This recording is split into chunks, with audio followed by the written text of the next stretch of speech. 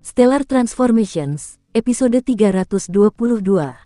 Untuk melihat video selengkapnya, sahabat bisa kunjungi playlist yang telah disediakan. Yuk mari, kita berimajinasi bersama dan masuk ke alur ceritanya.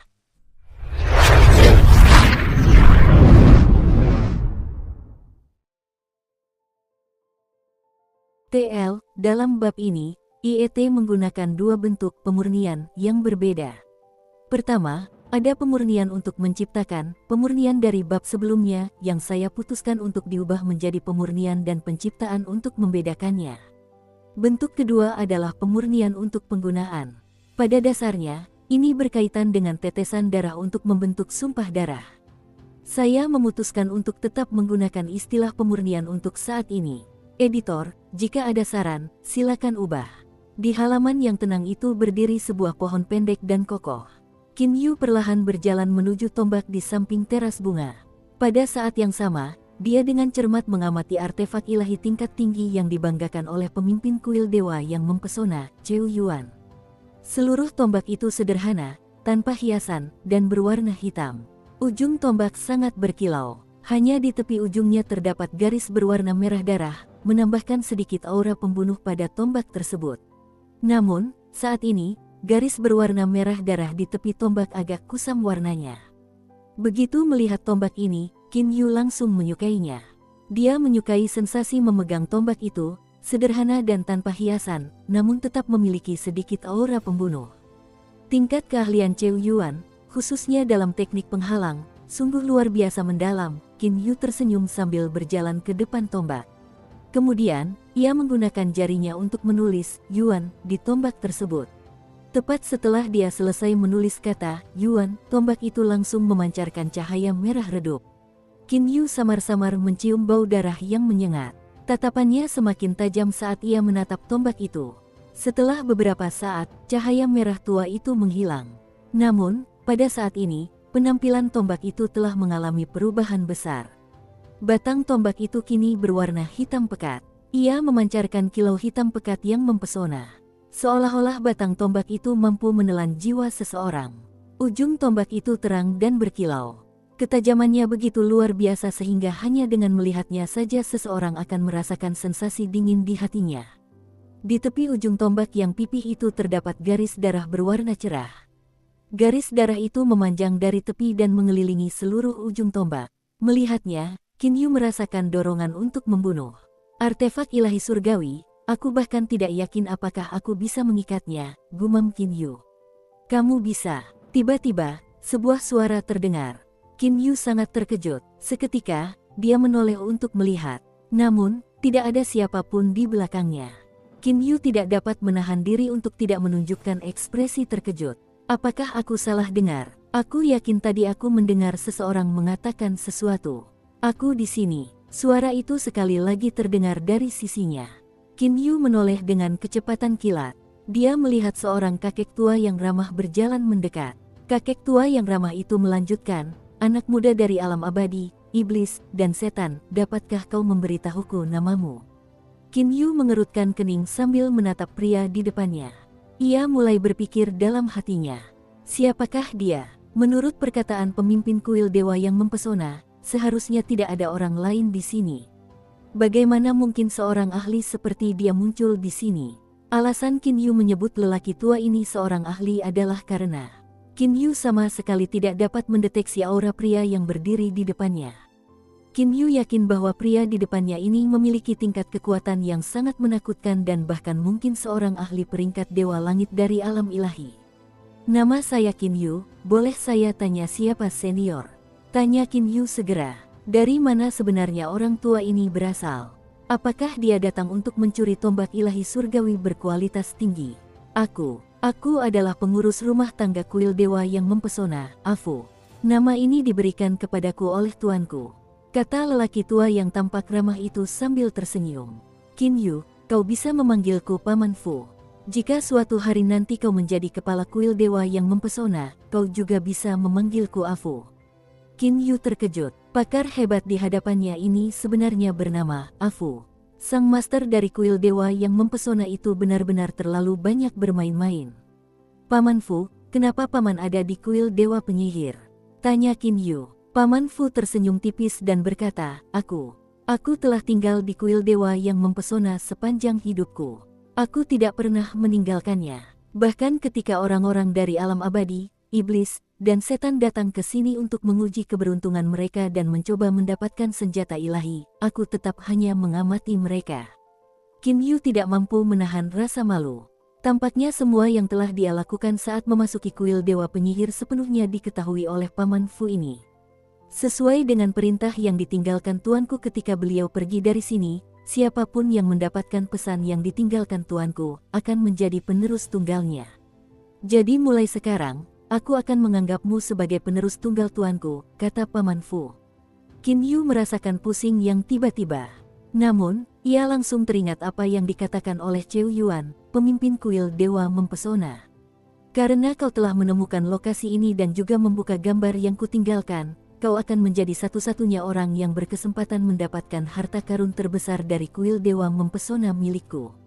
Tentu saja, apakah kau akan mendapatkannya atau tidak, akan bergantung pada keberuntunganmu serta kemampuanmu. Menggabungkan apa yang dikatakan Cheu Yuan dengan apa yang baru saja dikatakan Paman Fu, Qin Yu menyadari satu hal. Membuka gambar itu hanyalah titik awal untuk menjadi penerus resmi kuil dewa yang mempesona. Namun, apa yang akan bisa dia peroleh itu masih bergantung pada kemampuannya sendiri. Qin Yu, meskipun kau adalah satu-satunya penerus guruku, sesuai dengan perintah yang ditinggalkan guruku, kau harus memiliki kekuatan yang cukup untuk mendapatkan dua istana besar itu.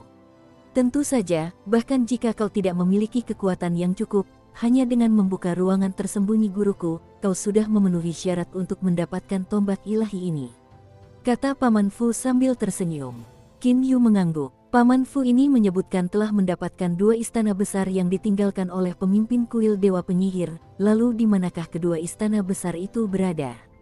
Qin Yu, tombak ini adalah artefak ilahi surgawi berkualitas tinggi. Dengan tingkat jiwamu saat ini, kau mampu mempersonalisasi artefak seperti ini, kata Paman Fu sambil tersenyum. Cepat, teteskan sedikit darah pada tombak ilahi surgawi ini dan jadikan milikmu. Qin Yu mengangguk. Dia mengulurkan tangan kanannya dan meraih tombak itu. Rasa dingin yang menembus hingga ke jantung. Gagang tombak berwarna hitam pekat itu mengirimkan sensasi sedingin es ke telapak tangan Qin Yu. Tanpa ragu sedikit pun, Qin Yu segera meneteskan darah dari jarinya. Bas! Setelah menyerap setetes darah Qin Yu, tombak itu langsung mulai bergetar. Cahaya merah tua kembali terpancar samar-samar. Garis darah yang berputar di sekitar ujung tombak juga menjadi semakin terang. Qin Yu dapat merasakan dengan jelas semacam hubungan antara tombak ini dan jiwanya. Nama tombak, Salju yang Meredup, artefak ilahi surgawi berkualitas tinggi. Kekuatannya sangat dahsyat sehingga tidak dapat dihancurkan. Dua kekuatan tambahan utama, penghancur tubuh dan penelan jiwa. Informasi mengenai tombak ilahi surgawi Salju yang Meredup langsung muncul di benak Qin Yu. Ketika Qin Yu sepenuhnya memahami kekuatan serangan tombak ilahi ini, Qin Yu tidak dapat menahan keterkejutannya. Dengan tombak ilahi ini, kekuatan seranganku meningkat setidaknya 10 kali lipat. Qin Yu sangat gembira. Tombak ilahi ini konon sangat keras sehingga tidak dapat dihancurkan. Lebih jauh lagi, ia bahkan dapat menghancurkan tubuh lawannya sepenuhnya untuk meningkatkan kekuatan serangannya. Pada saat yang sama, ia juga memiliki kemampuan untuk melahap jiwa, sungguh menakjubkan. Paman Fu yang berdiri di samping melihat ekspresi Qin Yu. Dia tertawa dan berkata, hanya dengan memiliki efek melahap jiwa, sebuah artefak dapat dianggap sebagai harta karun kelas atas yang mutlak. Dulu, guru telah mengumpulkan semua jenis material terbaik dari alam ilahi dan menghabiskan 3 tahun penuh untuk menciptakan artefak ilahi surgawi berkualitas tinggi ini. Biasanya, hanya harta karun spiritual Grand Mist yang kuat yang memiliki kemampuan untuk melahap jiwa. Namun, artefak ilahi surgawi berkualitas tinggi ini juga memilikinya. Tidak perlu lagi saya katakan tentang betapa berharganya tombak ilahi salju menurun ini. Dengan gembira, Qin Yu menganggukkan kepalanya. Melahap jiwa, artinya, melahap energi jiwa. Melawan para ahli sejati di alam ilahi, serangan fisik semata tidak banyak berpengaruh. Kelemahan mematikan mereka yang sebenarnya adalah jiwa. Hanya dengan melenyapkan jiwa seseorang dapat meraih kemenangan sejati. Selama seseorang terkena tombak ilahi ini, meskipun tubuhnya tidak mengalami cedera, jiwanya akan semakin lemah.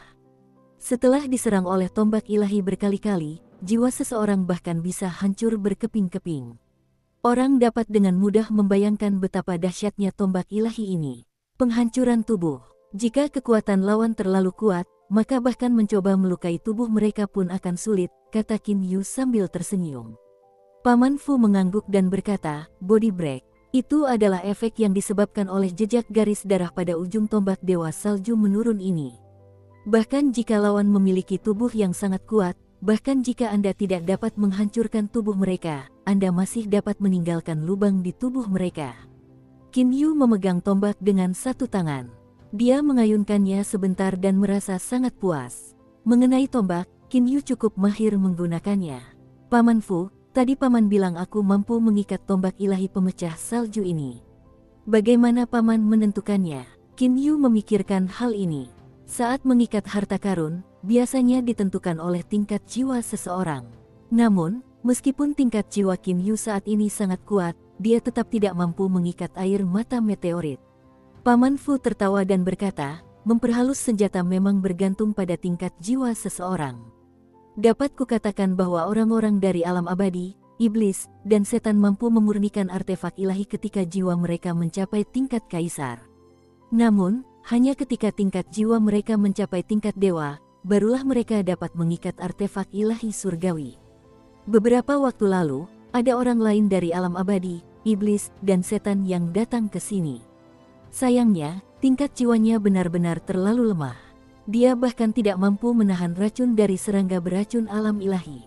Sekalipun dia diizinkan untuk mengikat artefak ilahi surgawi, dia tetap tidak akan mampu melakukannya. Paman Fu tertawa kecil. Qin Yu mengangguk tanda mengerti. Jadi ternyata, untuk dapat mengikat artefak ilahi surgawi, jiwa seseorang harus berada pada tingkatan dewa. Saat ini, jiwa Qin Yu telah mencapai tahap pulpen jiwa emas. Dengan kata lain, tingkat dewa. Namun, mengapa dia tidak mampu mengikat air mata meteorit? Sebenarnya apa itu air mata meteorit? Paman Fu, apakah ada harta karun yang bahkan para dewa pun tidak mampu mengikatnya? Tanya Qin Yu. Ada. Paman Fu mengangguk dan berkata, karena artefak ilahi surgawi dan artefak ilahi semuanya buatan manusia, relatif mudah untuk diikat. Namun ada jenis artefak lain. Harta spiritual Grand Mist. Harta spiritual Grand Mist sulit untuk diikat. Qin Yu mengingat 3 hal. Alam Jianglan, air mata meteorit, serta manik emas yang ia peroleh di bintang kegelapan tingkat kaisar 14 bintang. Ketiga barang ini adalah barang-barang yang tidak dapat ia ikat sepenuhnya. Seberapa sulitkah untuk mengikat harta karun spiritual Grand Mist? Tanya Qin Yu. Bukan karena sulit untuk mengikatnya, tetapi harta karun spiritual Grand Mist memiliki spiritualitas. Mengikatnya tidak hanya membutuhkan kemampuan, tetapi juga keberuntungan serta banyak hal lainnya. Paman Fu telah mengikuti guru kuil dewa yang mempesona selama bertahun-tahun. Karena itu, dia juga tahu banyak hal. Ada beberapa harta spiritual Grand Mist yang, jika disatukan oleh takdir, dapat diikat bahkan oleh manusia biasa. Namun, ada juga harta spiritual Grand Mist yang sulit diikat bahkan oleh dewa langit. Paman Fu tersenyum. Harta spiritual Grand Mist mengandung energi spiritual Grand Mist di dalamnya. Untuk mengikatnya, pertama-tama itu bergantung pada kemampuanmu dan kedua pada takdirmu. Tentu saja, semakin tinggi tingkat jiwa seseorang, semakin mudah baginya untuk mengikat harta spiritual Grand Mist, Paman Fu menyimpulkan. Qin Yu mengangguk sambil berpikir. Qin Yu kini sedikit mengerti. Harta karun spiritual Grand Mist, baik itu harta karun spiritual Grand Mist bawaan, yang dihasilkan oleh alam, atau harta karun spiritual Grand Mist buatan manusia, semuanya mengandung energi spiritual Grand Mist, mengikatnya bukanlah tugas yang mudah. Alam Jianglan diciptakan oleh Paman Lan, seharusnya itu adalah harta spiritual Grand Mist yang diperoleh. Qin Yu berpikir dalam hatinya. Bahkan dengan kekuatannya saat ini, dia masih belum mampu membuka lapisan ketiga alam Jianglan. Karena itu, dia secara alami menyimpulkan bahwa itu adalah harta spiritual Grand Mist. Adapun air mata meteorit, itu diserap ke dalam tubuhku ketika aku masih manusia biasa dan dapat dianggap telah mengakui aku sebagai tuannya. Namun, bahkan sekarang, aku masih belum sepenuhnya mengendalikannya. Tampaknya itu adalah harta spiritual Grand Miss lainnya. Qin Yu mulai tersenyum. Meskipun dia masih belum sepenuhnya mengendalikan air mata meteorit itu hingga sekarang, air mata meteorit itu telah mengakuinya sebagai tuannya sejak di alam fana. Jelaslah, air mata meteorit ini dipertemukan dengannya oleh takdir. Beberapa harta karun spiritual Grand Miss mampu diikat oleh manusia biasa. Itu benar. Sayangnya bagi manik emas itu, ia bahkan membekukan kekuatan jiwaku saat menyentuhnya. Aku benar-benar tidak tahu bagaimana cara mengikatnya, pikir Qin Yu dalam hati. Kemudian ia segera menggelengkan kepalanya dan berhenti memikirkannya. Setelah menyimpan artefak ilahi surgawi berkualitas tinggi, salju yang menurun, Qin Yu mulai mengobrol dengan pengurus rumah tangga kuil dewa yang mempesona, Paman Fu, sambil berjalan menuju rak senjata yang berisi banyak senjata. Dulu, pria dari alam abadi, iblis, dan setan itu, yang datang ke sini dengan lukisan dewa yang mempesona, menginjak serangga beracun yang sudah mati. Dengan jiwa yang begitu lemah, dia masih berusaha sia-sia untuk mendapatkan artefak ilahi surgawi. Bukankah itu sama saja mencari kematian? Kata Paman Fu sambil tersenyum tipis.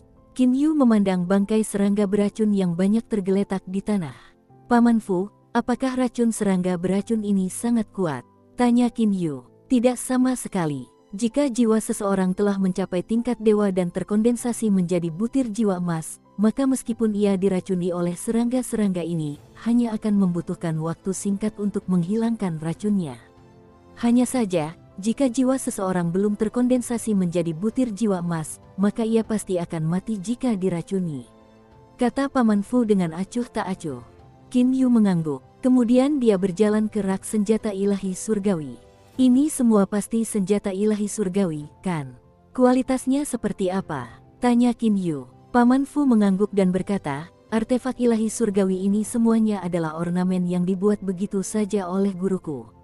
Semuanya adalah senjata yang terbuat dari bahan-bahan bekas yang ditinggalkan para tamu.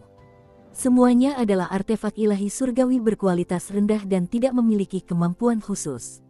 Mereka sangat biasa saja. Qin Yu menghela napas dalam hatinya. Barang-barang bekas yang ditinggalkan oleh tamu. Penguasa kuil dewa yang mempesona ini sungguh menakjubkan. Dia dengan santai menciptakan serangkaian artefak ilahi surgawi dan membuangnya begitu saja sebagai hiasan. Jika kau menginginkannya, kau bisa memilikinya. Namun, kurasa kau tidak memiliki cincin spasial tingkat artefak ilahi surgawi, kan? Akan sulit bagimu untuk menyimpannya. Kata Paman Fu sambil tersenyum tipis. Qin Yu hanya tersenyum misterius. Dia berjalan ke depan deretan senjata itu.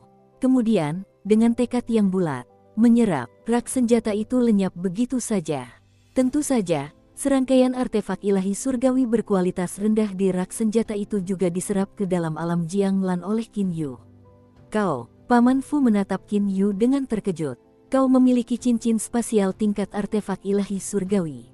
Artefak spasial adalah benda yang sangat sulit dibuat. Guruku paling benci menciptakan artefak semacam itu.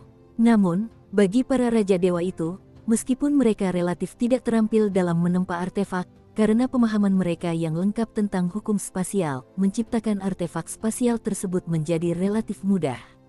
Qin Yu tersenyum tipis. Bahkan ada spesialisasi dalam teknik. Para raja dewa yang berada di puncak alam ilahi telah sepenuhnya memahami hukum spasial. Dengan demikian, secara alami tidak terlalu sulit bagi mereka untuk menempa cincin spasial. Betapapun hebatnya Cheu Yuan, pemahamannya tentang hukum spasial masih lebih rendah daripada para raja dewa. Paman Fu, tadi Paman bilang bahwa pemimpin kuil dewa penyihir meninggalkan 2 istana, di mana letaknya? Qin Yu terus mengkhawatirkan hal itu sepanjang waktu. Aku tahu kau mengkhawatirkan hal itu selama ini. Paman Fu berbalik dan melihat ke istana-istana di belakangnya dan di sebelah kanannya. Kemudian dia berkata, Qin Yu, kuil dewa yang mempesona ini terbagi menjadi 4 istana besar, istana depan, istana transfer, istana artefak, dan istana api pemurnian. Tuanku praktis menyembunyikan semua hartanya di dalam istana artefak dan istana api pemurnian.